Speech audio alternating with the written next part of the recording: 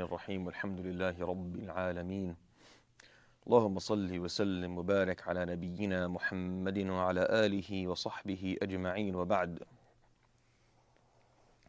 The name that I will talk about today amongst the glorious names of Allah subhanahu wa ta'ala is Ismullah al-Malik.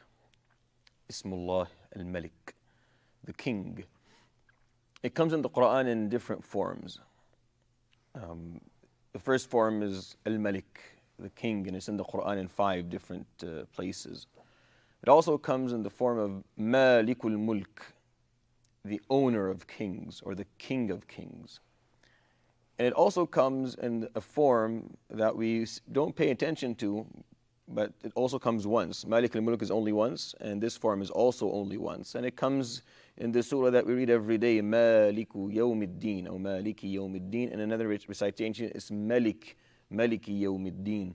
And it only comes once in the Quran in that form, in Surah Al-Fatiha, that we recite on a daily basis. It doesn't come in anywhere else. The king of the day of judgment, or the owner of the day of judgment. And the fourth form is Malik, and Malik is an exaggeration of king, so the one with true sovereignty, subhanahu wa ta'ala, also once in the Quran. And the meaning of al-Malik, هو الذي له مطلق الحق في التصرف بالأمر والنهي في ملكه. He is the one who has undisputed authority and autonomy to rule and give commands and prohibitions within his sovereignty, subhanahu wa ta'ala. And there's a difference between al-hukm wal-mulk. See, a king can rule but may not own. Al-Malik may rule but may not own. Al-Malik may owns but may not rule. That's why Allah subhanahu wa ta'ala uses both names. And then He says, Malikul Mulk, the owner of kings, so that both ownership and ruling is for Him subhanahu wa ta'ala. He says subhanahu wa ta'ala in the Quran, and this is the concept of His sovereignty, Jalla Jalaluhu. You see it all through the Quran, just spread out. قُلْ مَنْ يَرْزُقُكُم مِّنَ السَّمَاءِ وَالْأَرْضِ أَمْ مَنْ يَمْلِكُ السَّمْعَ وَالْأَبْصَارِ ويخرج الحي من الميت ويخرج الميت من الحي ومن يدبر الأمر فسيقولون الله فقل أفلا تتقون. Say, who is the one who provides for you the cosmos and on the earth? And who is the one who owns your ability to hear and your eyesight? Who owns them? Who owns your senses? Allah subhanahu wa ta'ala owns the senses, Jalla Jalaluhu. He says, فَتَعَالَ اللَّهُ الْمَلِكُ الْحَقِّ. Indeed, exalted is Allah subhanahu wa ta'ala, the King, the righteous, the truthful. Twice in the Quran. There's a surah in the Quran that is called Suratul Mulk. The surah is called the Sovereignty. And it begins, تَبَارَكَ الَّذِي بِيَدِهِ الْمُلْكِ وَهُوَ عَلَى كُلِّ شَيْءٍ قَدِيرٌ. Exalted is He, and the barakah comes from Him in abundance. The one within His hand is the sovereignty of all. And He is capable of all, subhanahu wa ta'ala. When you go and look at the last surah in the Quran, Allah subhanahu wa ta'ala explains to us the nature of our relationship with Him. قُلْ أَعُوذُ بِرَبِّ النَّاسِ مَلِكِ النَّاسِ إِلَهِ النَّاسِ. He is the one who raises people, takes them within His compassion and His love. مَلِكِ النَّاسِ, the king of people, the owner of people. إِلَهِ النَّاسِ, the deity of people, the one that is worthy of worship. You find over 15 times in the Quran the phrase لِلَّهِ مُلْكُ السَّمَاوَاتِ وَالْأَرْضِ. Sometimes وَمَا فِيهِنْ, sometimes وَمَنْ فِيهِنْ. لِلَّهِ مُلْكُ السَّمَاوَاتِ وَالْأَرْضِ. To Allah subhanahu wa ta'ala belongs the sovereignty of the cosmos and the earth. أَلَمْ تَعْلَمْ أَنَّ اللَّهَ لَهُ مُلْكُ السَّمَاوَاتِ وَالْأَرْضِ وَمَا لَكُم مِّن دُونِ اللَّهِ مِن وَلِيٍّ وَلَا نَصِيرٍ. Multiple times in the Quran He says, do you not know that to Allah subhanahu wa ta'ala belongs the sovereignty of the cosmos and the earth, and that you have no one to help you or to aid you if He is not on your side, subhanahu wa ta'ala. He also talks about Jalla Jalaluhu in the Quran, how we own nothing. So if you go through the Quran, you find all these verses that point that out. You can see the variety of them. وَاتَّخَذُوا مِن دُونِهِ آلِهَةً لَا يَمْلِكُونَ لِأَنفُسِهِمْ نَفْعًا وَلَا ضَرًّا وَلَا يَمْلِكُونَ مَوْتًا وَلَا حَيَاةً وَلَا نُشُورًا.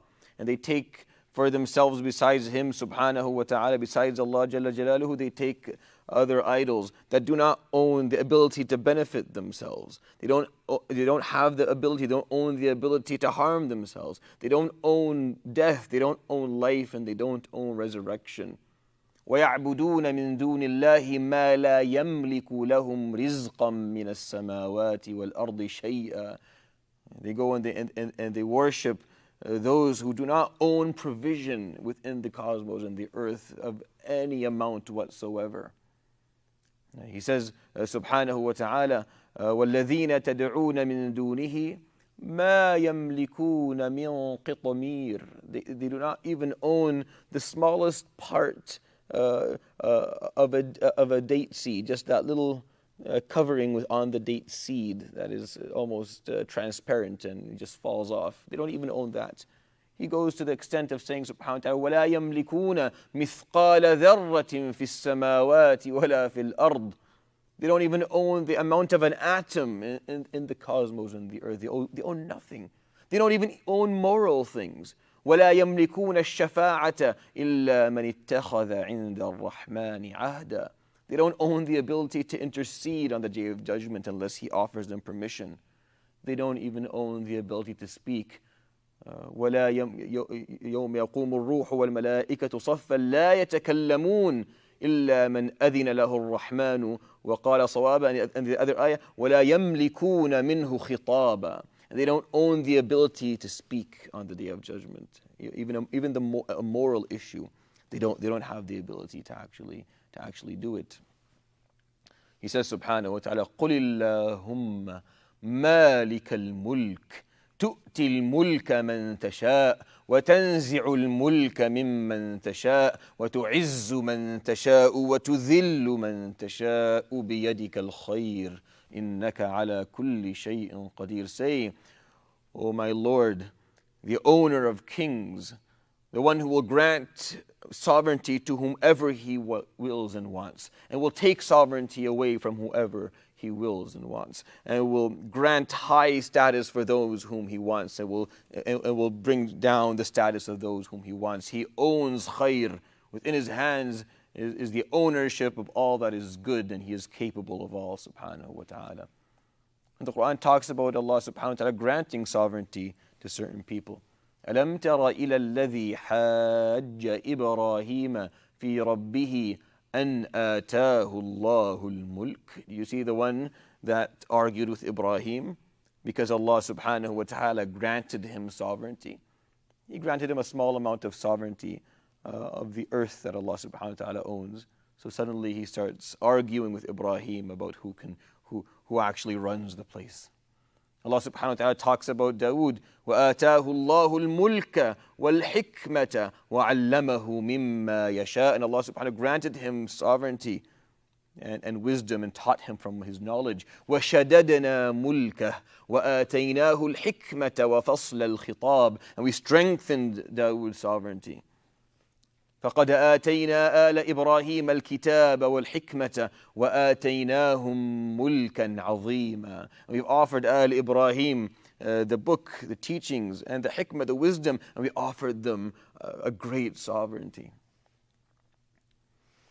When Adam alayhi salam ate from the tree, one of the things that Iblis told him, قال يا آدم هل أدلك على شجرة الخلد وملك لا يبلى.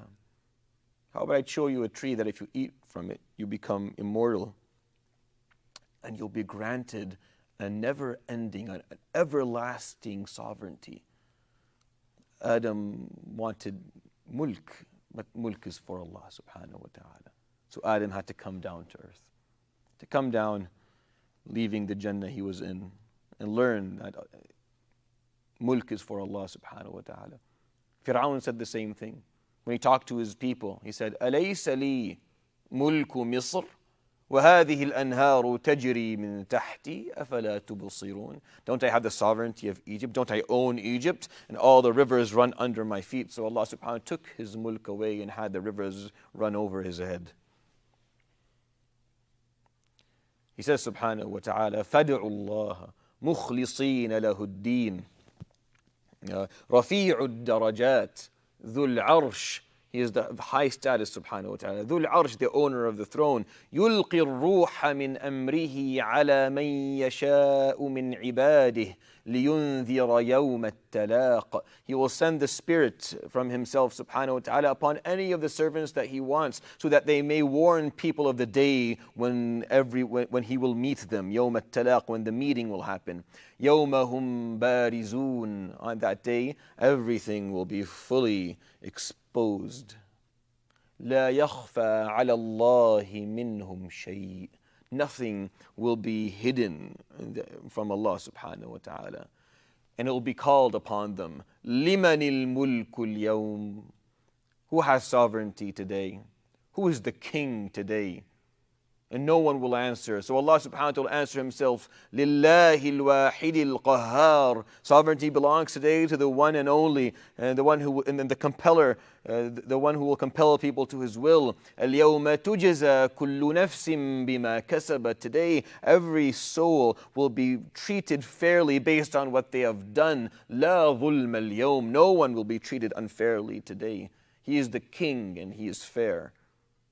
لا ظلم اليوم إن الله سريع الحساب. Indeed, he is quick with his judgment. وأنذرهم يوم الآزفة إذ القلوب لدى الحناجر كاظمين ما للظالمين من حميم ولا شفيع يطاع يعلم خائنة الأعين وما تخفي الصدور والله يقضي بالحق. And warn them of the day when the hearts will be beating inside the throats, and people are holding down their fear, and the oppressors have no one to stand by them.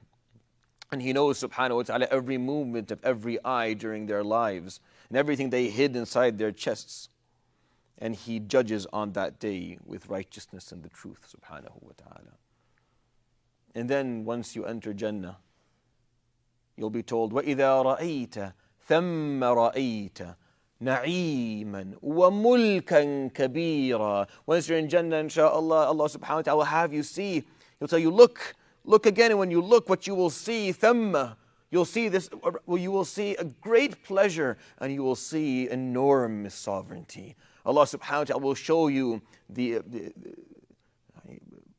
immense amount of his, show you how huge his kingdom is, Jalla Jalaluhu. You get to see, وَكَذَلِكَ نُرِي إِبْرَاهِيمَ مَلَكُوتَ السَّمَاوَاتِ وَالْأَرْضِ. Just like Allah subhanahu wa ta'ala showed Ibrahim the vastness of his sovereignty and his kingdom subhanahu wa ta'ala, you'll be able to see it. He says sallallahu alayhi wa sallam in a hadith that has different narrations I've narrated before. The narration in Imam Muslim says, the Prophet alayhi sallam says, إِذَا قَامَتِ السَّاعَةِ يَطْوِي اللَّهُ السَّمَاوَاتِ بِيَمِينِهِ. Allah subhanahu wa ta'ala will fold the cosmos in his right hand. وَيَقُولُ أَنَا الْمَلِكِ أَيْنَ الْجَبَّارُونَ أَيْنَ الْمُتَكَبِّرُونَ. He'll say, I'm the king. Where were the compellers of the earth? Where were the arrogant of the earth? And no one will answer. ثُمَّ يَطْوِي الْأَرْضَ أو الْأَرَضِينَ بِشِمَالِهِ. Then he'll fold the earth with his left. Of course, figuratively speaking, this is all figurative. فيقول أنا الملك, and he'll say, I am the king. أين الجبارون أين المتكبرون. Where are the compellers of the earth? Where are the arrogant? He says عليه الصلاة والسلام in another hadith, قال ينزل ربنا تبارك وتعالى في الثلث الأخير من كل ليلة. Allah subhanahu wa ta'ala, in a form that is suitable to his magnificence and is a figure of speech, Allah subhanahu wa ta'ala descends to the closest sky to us at the last part of every night. فيقول, and this is what he says, this is a hadith in Muslim, فيقول أنا الملك أنا الملك. I am the king, I am the king. من يدعوني فأستجيب له. Who will make dua and I will respond to them. من يسألني فأعطيه. Who will ask me and I will give them what they request. من يستغفرني فأغفر له. Who will ask for forgiveness and I will grant them that as well. حتى يضيء الفجر, until the sun comes up. How do you live with Ismullah al-Malik?